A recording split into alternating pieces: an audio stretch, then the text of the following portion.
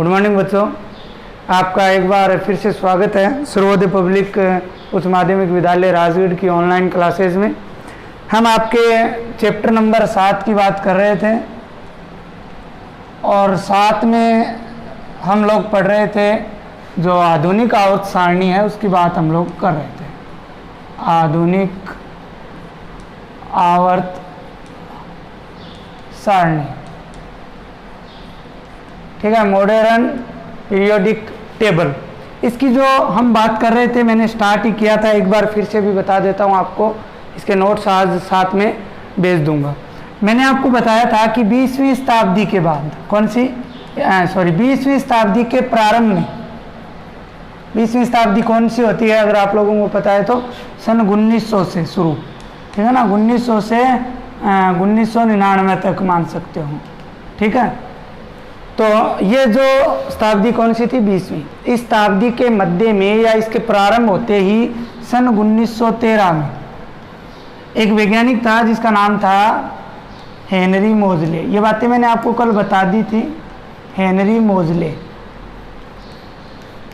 इससे पहले मेंडेलीफ, डेमेट्री या डी मेंडेलीफ, इन्होंने आवर्त सारणी जो थी वो बनाई थी, लेकिन इन्होंने बनाई किसके आधार पर बनाई थी? इन्होंने बनाई थी परमाणु भार के आधार पर। किसके आधार पर? परमाणु भार के बढ़ते क्रम के आधार पर। लेकिन ये बात इस हेनरी मोजले को पची नहीं। इसने सोचा कि ये बहुत ही कठिन आवर्त सारणी है, इससे बच्चे जो हैं या स्टडी या अध्ययन करने में बहुत ज़्यादा दिक्कत आएगी। तो हेनरी मोजले कुछ दिन इस बात को लेकर परेशान रहे।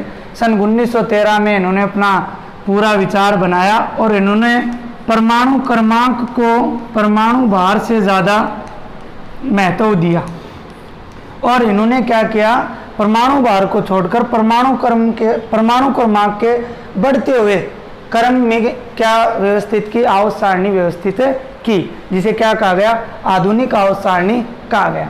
इन्होंने एक आधुनिक आवर्त नियम भी दिया जो मेंडेलीफ के आवर्त नियम का संशोधित रूप था कि तत्वों के भौतिक व रासायनिक गुणधर्म जो है वो क्या होते हैं, आवर्ती के क्या होते हैं, फलन होते हैं, ठीक है। लेकिन इन्होंने किसके फलन होते हैं? मेंडेलीफ ने तो परमाणु भार के फलन बताए थे, आवर्ती फलन, लेकिन परमाणु क्रमांक के फलन, आवर्ती फलन किसने बताए थे? हेनरी मोजले ने बताए थे।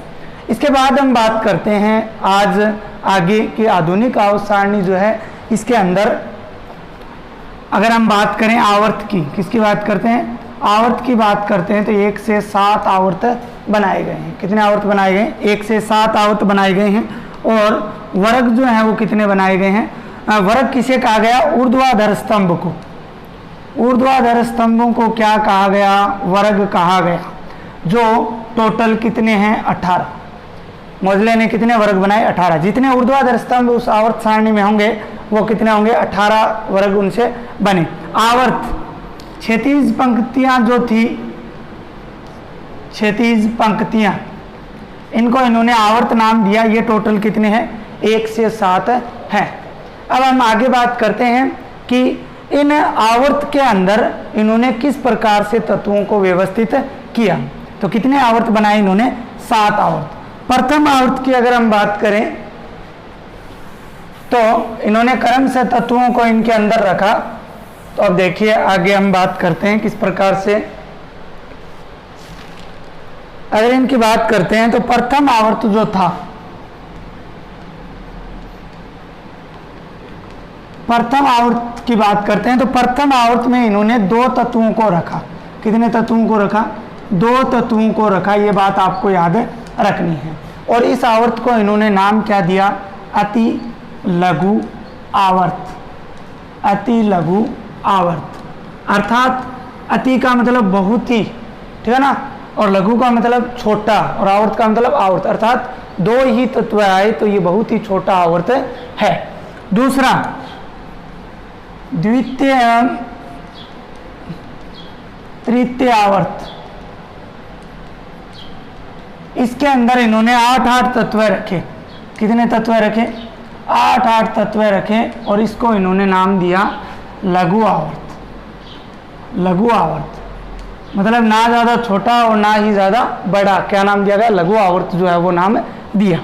इसके बाद बात करते हैं चौथे और पांचवा, चतुर्थ एवं पंचम आवर्त, चतुर्थ एवं पंचम आवर्त। इसकी बात करते हैं तो इसके अंदर इन्होंने 18 तत्व रखे। कितने तत्व रखे? 18 तत्व रखे और इसको इन्होंने नाम दिया दीर्घ आवर्त। क्या नाम दिया? दीर्घ। दीर्घ का मतलब होता है बड़ा रूप, ठीक है। क्या नाम दिया? दीर्घ आवर्त जो है वो नाम दिया। इसके बाद हम बात करते हैं आगे 6 नंबर की, छठे और सातवें, छठे एवं सातवां आवर्त। कितने बताए थे मैंने? टोटल आवर्त आपको 7 बताए थे, अर्थात मोजले ने आवर्त कितने बनाए थे? 1 से लेकर 7 बनाए थे। तो छठे एवं सातवें में इन्होंने 32 तत्व रखे। कितने रखे? 32 तत्व रखे और इसको इन्होंने नाम दिया अति लघु आवर्त, अति दीर्घ आवर्त, अति दीर्घ आवर्त। देखो शुरुआत में था अति लघु आवर्त और लास्ट में अति दीर्घ आवर्त। इसके अंदर 2 ही थे इसलिए बहुत ही छोटा आवर्त, ये ठीक ठाक, ना बड़ा ना छोटा, 8 तत्व है। इसके अंदर 18 ये बड़ा दीर्घ आवर्त और इसमें 32 मतलब बहुत बड़ा आवर्त जो है वो बनाया गया। इस प्रकार से इन्होंने आवर्त सारणी में इन आवर्तों के अंदर जो है तत्वों को रखा। अब अगर हम बात करें इस चौथे और पांचवें आवर्त में डी ब्लॉक, चौथे और पांचवें आवर्त की बात करते हैं तो इसमें डी ब्लॉक को रखा गया। मैं बताऊंगा आपको डी ब्लॉक क्या होता है। और इस सातवें आवर्त में इन्होंने ए ब्लॉक को रखा। किसको रखा? ए ब्लॉक को रखा। अब समस्या ये आती है सर ये डी एफ ब्लॉक क्या होते हैं? तो देखिए हमने परमाणु पढ़ा था। क्या पढ़ा था? परमाणु। परमाणु में बीच में नाभिक होता है, सभी को पता है, बाकी ये ऋणावेशित भाग होता है। इसके अंदर कक्ष जो है वो पाए जाते हैं इस प्रकार से। मान लीजिए 2 कक्ष हम ले लेते हैं, ठीक है। तो बाह्यतम कोश में जितने इलेक्ट्रॉन होंगे, इस परमाणु का बाह्यतम कोश कौन सा है? ये बाहर वाला है। इसमें मान लीजिए 4 इलेक्ट्रॉन हैं। तो इस बाह्यतम कोश में उपस्थित इलेक्ट्रॉनों की संख्या के आधार पर क्या बनाए गए? जितने इलेक्ट्रॉन आएंगे उस आधार पर 4 कक्षक बनाए गए। कितने कक्षक बनाए गए? 4 कक्षक बनाए गए। इन चारों कक्षकों के नाम आपको मैं बता देता हूं। एक का जो नाम है पहला एस ब्लॉक। कौन सा ब्लॉक? S block. दूसरा डी ब्लॉक, पी ब्लॉक, कक्षक। ब्लॉक का मतलब है कक्षक। और तीसरा डी ब्लॉक, चौथा एफ ब्लॉक। तो प्यारे बच्चों ये 4 जो है वो बाह्यतम कोश में उपस्थित इलेक्ट्रॉनों की संख्या के आधार पर कि कितने इलेक्ट्रॉन उपस्थित हैं उसके आधार पर ये बनाए गए। हमेशा याद रखना जब हम इलेक्ट्रॉनिक विन्यास लिखते हैं, इलेक्ट्रॉनिक विन्यास लिखते हैं तो उसके अंदर एस ब्लॉक के अंदर 2, इसके अंदर 8, इसके अंदर 10 और इसके अंदर अधिकतम 14 तत्व है, 14 इलेक्ट्रॉन जो है वो आ सकते हैं। 2, 8, 10 और 14 जो है वो आ सकते हैं, ठीक है। इसीलिए देखो इसको एस ब्लॉक 2 तत्व हैं, इसके अंदर 8, इसमें 18 तत्व हैं जो डी ब्लॉक के अंदर है। और ये जो छठा और सातवां है ये एफ ब्लॉक के अंदर है।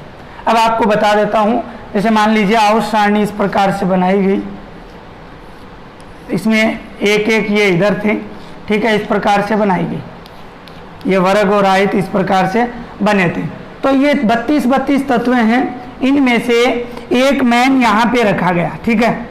इसके लिए 2 क्षैतिज पंक्तियाँ और बनाई गई नीचे की तरफ, इस प्रकार से 2 क्षैतिज पंक्तियाँ नीचे की ओर और बनाई गई, जिनके अंदर 14 तत्व रखे गए। कितने 14 तत्व रखे गए।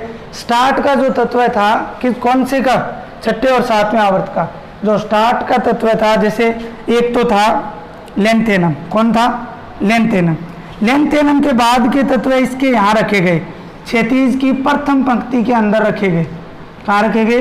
क्षैतिज की प्रथम पंक्ति के अंदर रखे गए, जो लेंथेनियम के बाद आते हैं।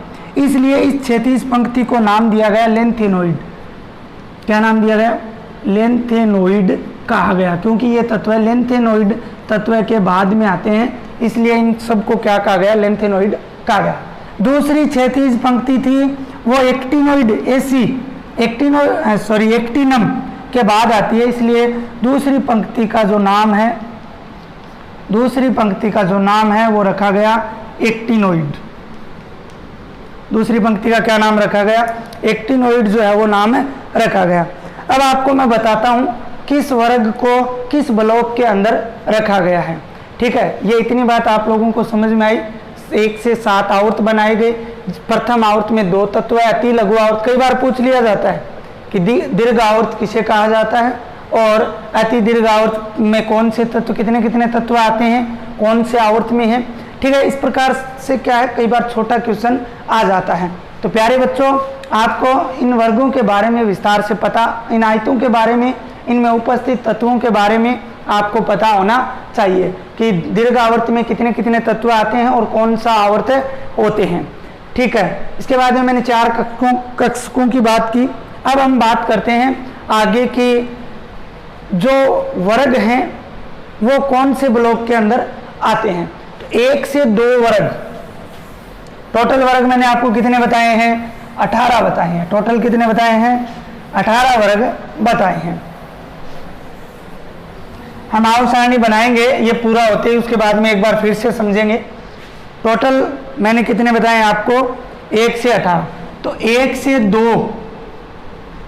2 वर्ग हैं, इनके अंदर एस ब्लॉक कौन सा आएगा, एस ब्लॉक।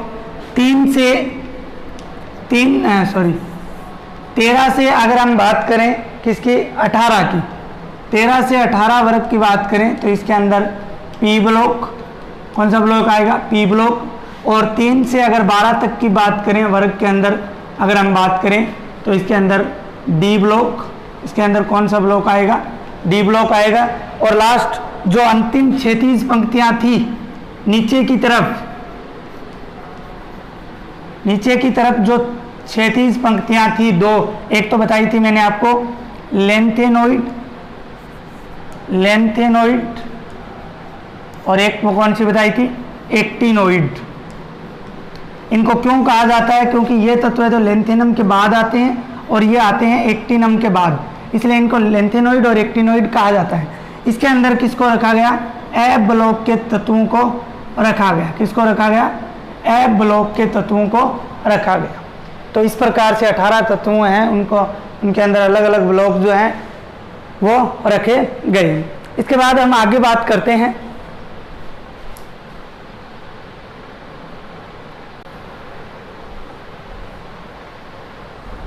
इसके बाद देखिए, मैंने जो आपको जैसा दिखाई दे रहा है ब्लैक बोर्ड पे, ये महत्वपूर्ण बातें हैं और इनसे कंपटीशन एग्जाम और अन्य आपके मुख्य एग्जाम के अंदर बहुत बार क्वेश्चन जो है वो पूछे गए हैं। देखिए क्या है, एस ब्लॉक जो एस 1 से 2 वर्ग मैंने आपको बताया था, एस ब्लॉक के तत्व जो होते हैं वो क्षारीय या क्षारीय मर्दा धातुएं कहलाती हैं। क्या कहलाती हैं, क्षारीय एवं क्षारीय मर्दा धातु जो है वो कहलाती हैं। ठीक है, उसके बाद में हम पी ब्लॉक की बात करते हैं। पी ब्लॉक के तत्व जो हैं इनको निरूपक या मुख्य तत्व कहा जाता है। क्या कहा जाता है, निरूपक या मुख्य तत्व जो है वो बोला जाता है। इसके बाद में 3 नंबर आपका है डी ब्लॉक। डी ब्लॉक के तत्वों को संक्रमण तत्व कहा जाता है। क्या कहा जाता है, संक्रमण तत्व जो है वो बोला जाता है। 4 नंबर है एफ ब्लॉक। एफ ब्लॉक के जो तत्व होते हैं उनको अंतः संक्रमण तत्व कहा जाता है। क्या कहा जाता है, अंतः संक्रमण तत्व जो है वो कहा जाता है। इसके बाद में देखिए प्रश्न कैसे आएगा, ये पूछेगा कि क्षारीय एवं क्षारीय मर्दा धातु कौन से ब्लॉक के तत्वों को कहा जाता है, तो आपको लिखना है एस ब्लॉक। ठीक है, ऐसे ही निरूपक या मुख्य तत्व है, पी ब्लॉक के तत्वों को कहा जाता है। संक्रमण तत्व है, डी ब्लॉक के तत्वों को कहा जाता है। और अंतः संक्रमण तत्व, ये संक्रमण वाला तो बहुत बार पूछा गया है। ठीक है, एफ ब्लॉक के तत्वों को क्या कहा जाता है, अंतः संक्रमण। इसके बाद में आवर्त सारणी में एक तत्व है यूरेनियम। हम आवर्त सारणी की बात करेंगे अभी, उसमें देखेंगे यूरेनियम के बाद के जो तत्व हैं उनको पैरा यूरेनियम कहा जाता है। क्या कहा जाता है, पैरा यूरेनियम कहा जाता है। तो ये भी आपको याद रखना है कि पैरा यूरेनियम तत्व किसे कहा जाता है, जो तत्व है आधुनिक आवर्त सारणी में यूरेनियम तत्व के बाद आते हैं उनको क्या बोला जाता है, पैरा यूरेनियम तत्व। और जो लेंथियम के बाद आते हैं उनको लेंथिनोइड, और एक्टिनम के बाद आते हैं उनको एक्टिनोइड जो है वो बोला जाता है। इसके बाद देखिए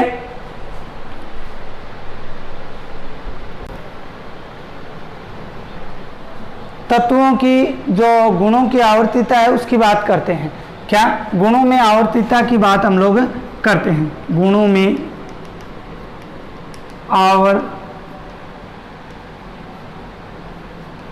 आवर्तिता।